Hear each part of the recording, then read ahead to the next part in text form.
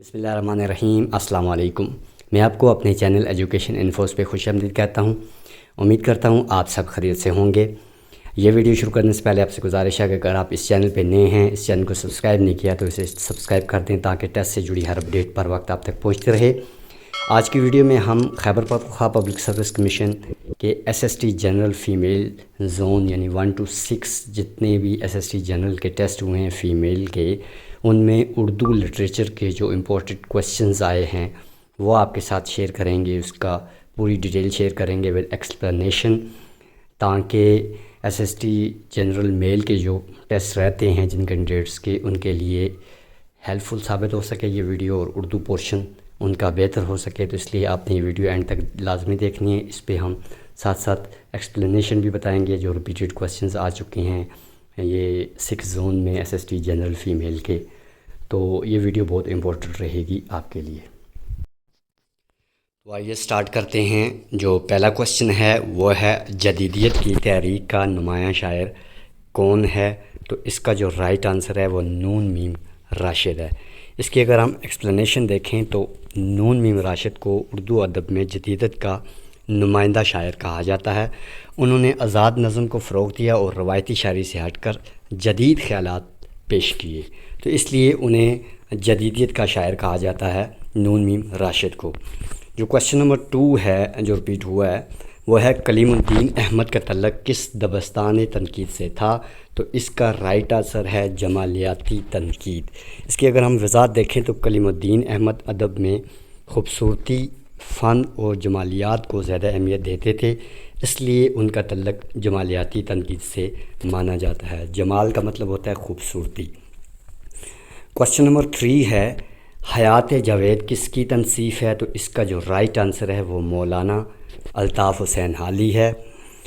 حیات جاوید سر سید احمد خان کی سوا عمری ہے جسے مولانا الطاف حسین حالی نے تحریر کیا، یعنی کہ جو سر سید احمد خان کی زندگی پر انہوں نے یہ کتاب لکھی تھی جس کا نام حیات جاوید تھا، یہ مولانا الطاف حسین حالی نے لکھی تھی، اور کس سر سید احمد خان کی سوا عمری پہ انہوں نے یہ لکھی تھی۔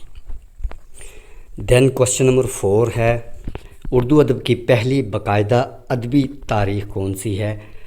تاریخی کتاب کون سی ہے؟ تو یہ آب حیات ہے، اور آب حیات جو ہے وہ محمد حسین آزاد کی کتاب ہے، ٹھیک ہے۔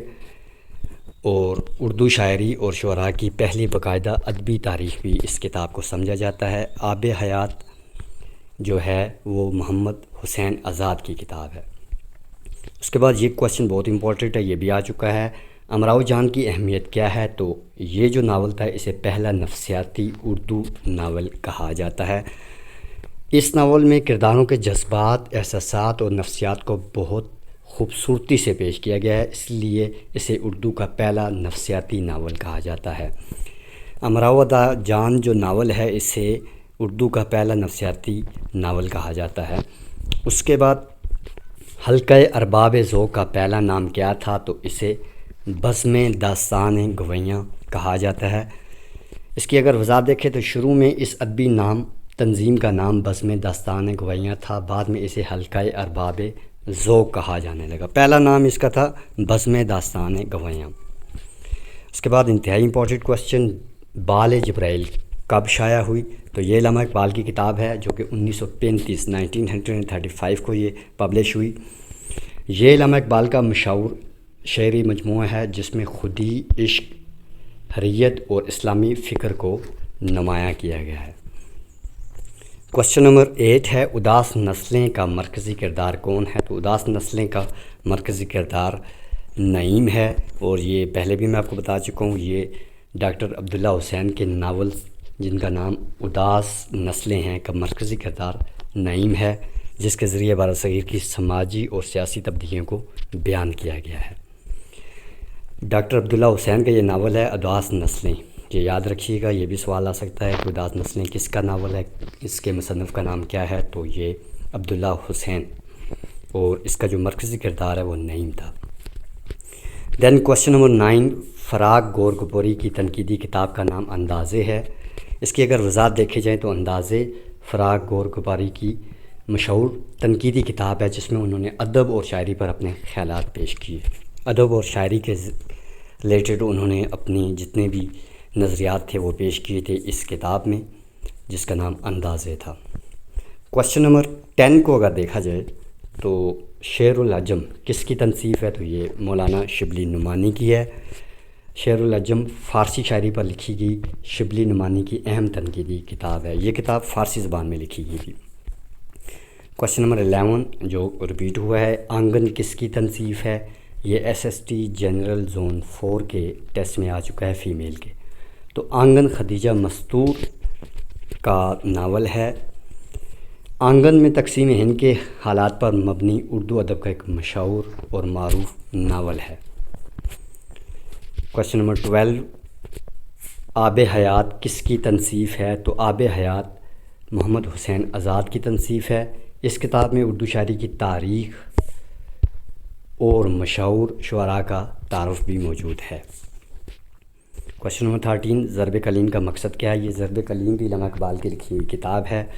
تو ضرب کلیم کا جو بنیادی مقصد تھا وہ ملت اسلامیہ کو بیدار کرنا تھا، مسلمانوں کو بیدار کرنا تھا۔ علامہ اقبال نے اس کتاب کے ذریعے مسلمانوں میں خودی، اتحاد اور عمل کا جذبہ پیدا کرنے کی کوشش کی۔ جدیدیت کا شاعر کس کو مانا جاتا ہے؟ یہ بار بار رپیٹ ہو رہا ہے یہ کوسچن، تو نون میم راشد، یہ پہلے بھی میں آپ کو بتا چکا ہوں۔ اس کے علاوہ ارمغان حجاز کیا ہے؟ یہ بھی علامہ اقبال کی کتاب ہے جسے آخری شعری تنصیف کہا جاتا ہے۔ شاعری کے ریلیٹڈ ان کا یہ لاسٹ مجموعہ تھا جسے ارمغان حجاز کہا جاتا ہے۔ علامہ اقبال کا آخری شعری مجموعہ جو ان کی وفات کے بعد شائع ہوا، یہ بھی آپ نے یاد رکھنا ہے کہ یہ علامہ اقبال کی ڈیتھ کے بعد یہ شائع ہوا۔ دین کوسچن نمبر 16 غالب کے خطوط کی خصوصیات کیا ہے؟ غالب نے جو خطوط لکھے تھے ان میں جو سب سے امپورٹنٹ جو بات ہے وہ کیا ہے؟ تو ان کے جو خط تھے وہ سادہ تھے، بے تکلف تھے اور عام فہم اسلوب تھے، یعنی عام بندہ بھی انہیں سمجھ سکتا تھا۔ اتنے آسان الفاظ میں انہوں نے وہ خطوط لکھے تھے۔ مرزا غالب نے خطوط نگاری کو ادبی مقام دیا، مشکل زبان کے بجائے عام فہم انداز اپنایا، یعنی پرتکلف اور مشکل ترین الفاظ کا انتخاب انہوں نے نہیں کیا بلکہ سادہ اسلوب میں انہوں نے خطوط لکھے تھے۔ دین خطبہ اعلیٰ آباد کب شائع ہوا؟ تو یہ 1930 علامہ اقبال کا خطبہ اعلیٰ آباد ہے جو 1930 میں شائع ہوا۔ اس خطبے میں علامہ اقبال نے برصغیر کے مسلمانوں کے لیے الگ ریاست بنانے کا تصور پیش کیا۔ دین کوسچن نمبر 18 مخزن کے بانی کون تھے؟ تو شیخ عبد القادر۔ مخزن اردو ادب کا ایک اہم ادبی رسالہ تھا جس نے کئی بڑے بڑے ادیبوں کو متعارف کرایا۔ مخزن یہ شیخ عبد القادر کا جو رسالہ تھا اس کا نام مخزن تھا۔ دین عبد الحلیم شرر کی کتابوں کا موضوع، تو ان کی جو کتابیں تھیں وہ زیادہ تر تاریخی ناول انہوں نے لکھے۔ عبد الحلیم شرر نے اسلامی تاریخ اور تاریخی واقعات پر مبنی ناول لکھے، زیادہ تر انہوں نے تاریخ پر ناول لکھے، اسلامی تاریخ کو انہوں نے کور کیا اپنے ناولوں میں۔ اردو تنقید کی پہلی باقاعدہ کتاب، تو اردو تنقید کی پہلی باقاعدہ کتاب مقدمہ شعر و شاعری ہے، اور یہ بہت مشہور کتاب ہے۔ یہ مولانا الطاف حسین علی کی مشہور کتاب ہے اور جسے اردو تنقید کی بنیاد بھی سمجھا جاتا ہے۔ سوال آ جائے کہ اردو تنقید کی بنیاد کس کتاب کو سمجھا جاتا ہے، تو اس کا رائٹ آنسر آپ مقدمہ شعر و شاعری لکھ سکتے ہیں۔ دین فردوس بریں کس قسم کا ناول ہے؟ تو یہ بھی تاریخی ناول ہے اور اس کے بھی جو رائٹر ہیں وہ ہے عبد الحلیم شرر۔ اس ناول میں تاریخی واقعات کو دلچسپ انداز میں پیش کیا گیا۔ دین کوسچن نمبر 22 خطوط نگاری میں انقلاب کس نے برپا کیا؟ تو مرزا غالب نے۔ مرزا غالب کے ریلیٹڈ یہ دوسرا کوسچن ہے، یہ بھی بار بار رپیٹ ہوا ہے۔ غالب نے اردو خطوط کو ادبی حیثیت دی، انہوں نے سادہ دلکش انداز میں خطوط لکھے۔ خطبہ اعلیٰ آباد میں اقبال نے کیا تصور پیش کیا؟ تو علامہ اقبال نے یہ تصور پیش کیا تھا کہ مسلمانوں کے لیے ایک الگ ریاست ہو جہاں وہ اپنی مذہبی عقائد، اپنی روایات کے مطابق آزادی سے زندگی بسر کر سکیں۔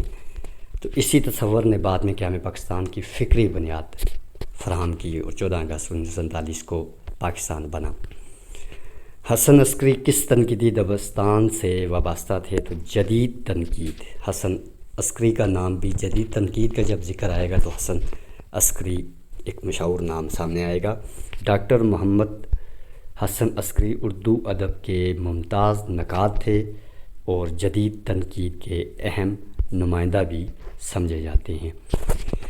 یہ کچھ کوسچن تھے جو جتنے بھی ٹیسٹ ہو چکے ہیں، فیمیلز کے SST جنرل کے ہوں یا بائیو کیمسٹری کے ہوں، ان میں یہ ٹیسٹ رپیٹ ہوئے ہیں، یہ کوسچنز رپیٹ ہوئے ہیں۔ تو آپ نے اپنا ٹیسٹ دینے سے پہلے ایک بار یہ ضرور دیکھ لینے ہیں۔ میں نے ایکسپلینیشن بھی بتائی ہے۔ اگر آپ کے لیے یہ ویڈیو ہیلپ فل ثابت رہی ہے تو اس کو لائک کر دیں۔ کمنٹ سیکشن میں بھی آپ کمنٹس بھی کر سکتے ہیں اور اس چینل کو بھی سبسکرائب کر دیں۔ آپ کا بہت شکریہ۔ اللہ حافظ۔